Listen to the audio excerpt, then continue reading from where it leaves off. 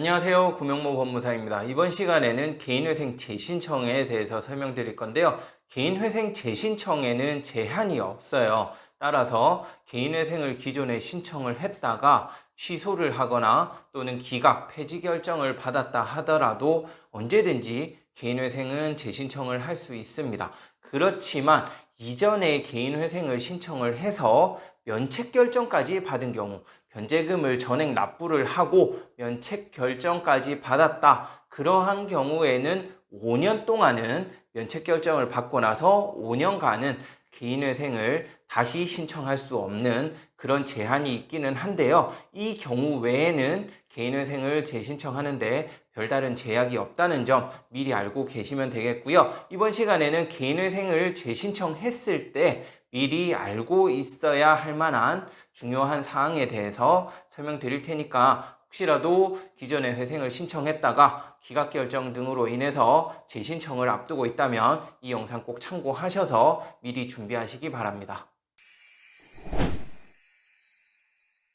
개인회생 재신청을 한다 해서 기존의 개인회생을 신청할 때와 특별히 다른 점은 없는데요.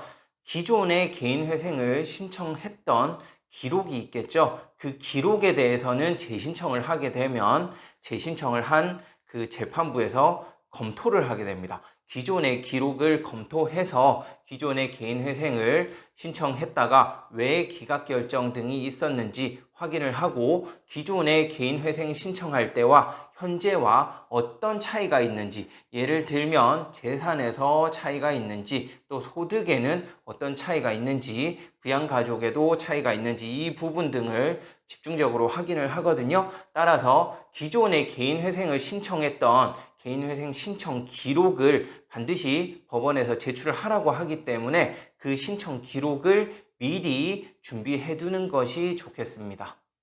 그리고 이 개인회생 신청 기록을 미리 준비를 해서 재신청을 앞두고 개인회생 상담을 할 때 가지고 오시면요. 그 기존 개인회생 신청 기록을 비교해서 검토하면서 다시 신청했을 때 어떤 유리한 사항이 있는지도 함께 설명드릴 수 있고요. 또 재신청을 했을 때 불리할 수 있는 사항에 대해서도 미리 확인할 수 있으니까 꼭 기존에 개인회생 신청했던 기록을 미리 준비하도록 하는 것이 좋겠습니다. 그러면 기존에 개인회생 신청했던 기록은 어디서 받을 수 있느냐?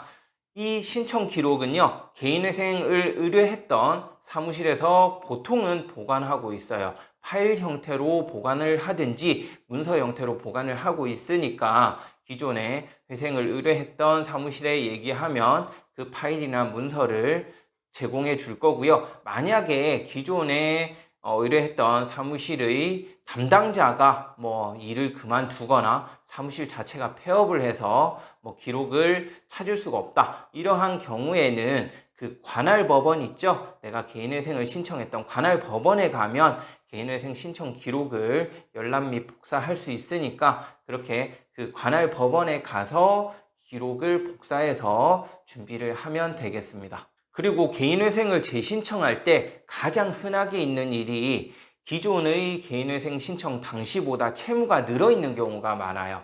즉 추가 대출을 받은 그런 경우가 많거든요. 이 경우에는 그 대출금의 사용처를 잘 따져봐야 하고요. 따라서 대출금을 어디에 사용했는지 미리 확인을 하고 오시는 게 좋겠고, 또한 부양가족이나 또는 서울에 거주하고 있다면 월세 등이 늘어난 경우, 기존과는 변동사항이 있을 때에는 그 부분에 대해서 반드시 개인회생 상담할 때 얘기를 해주시는 것이 중요합니다.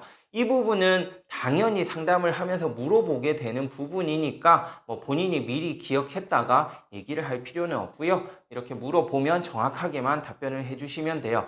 다만 기존에 회생을 할 때와 현재의 생활 상황이 어떤 변화가 있는지 본인이 알기 힘든 경우도 있어요. 왜냐하면 회생을 신청한 시점이 좀 오래됐을 때는 내가 그때 빚이 얼마나 있었는지 알 수가 없겠죠. 그렇기 때문에 기존의 회생 기록을 가지고 오면 가장 정확하게 확인을 할 수 있게 되는 거죠. 결론적으로 말씀드리면 개인회생 재신청을 한다 하더라도 기존의 개인회생 신청 당시보다 소득이 뭐 더 늘어났거나 부양가족이 줄어드는 등의 변제금이 더 늘어날 만한 요소가 발생하지 않았다면 기존의 개인회생 신청 당시보다는 불리한 결과가 나오지는 않을 거고요. 또한 그 사이에 자녀가 뭐 태어난다든지 그러한 사유로 부양가족이 늘어나게 되면 기존의 개인회생을 신청할 때보다는 변제 금액이 더 줄어드는 그러한 효과가 발생할 수도 있습니다. 그렇지만 이렇게 뭐 자녀가 태어난다든지 이러한 부분은 자의적으로 결정하기는 힘들잖아요. 단순히 변제금을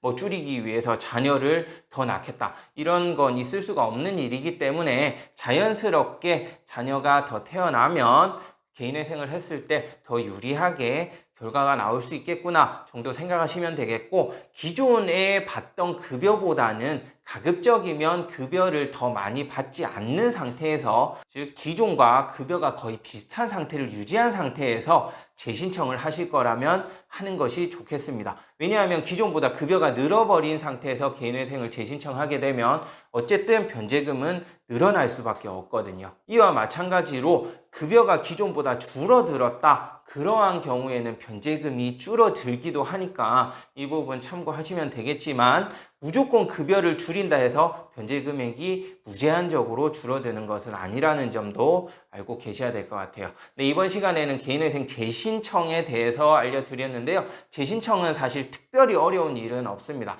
그렇지만 기존에 회생 신청할 때와 달라진 부분에 따라서 변제금이 늘기도 하고 줄어들기도 하니까 이 부분 꼭 상담을 통해서 정확하게 확인하시고 진행하시면 되겠습니다. 끝까지 시청해 주셔서 감사하고요. 구독, 신청, 좋아요도 부탁드리겠습니다. 고맙습니다.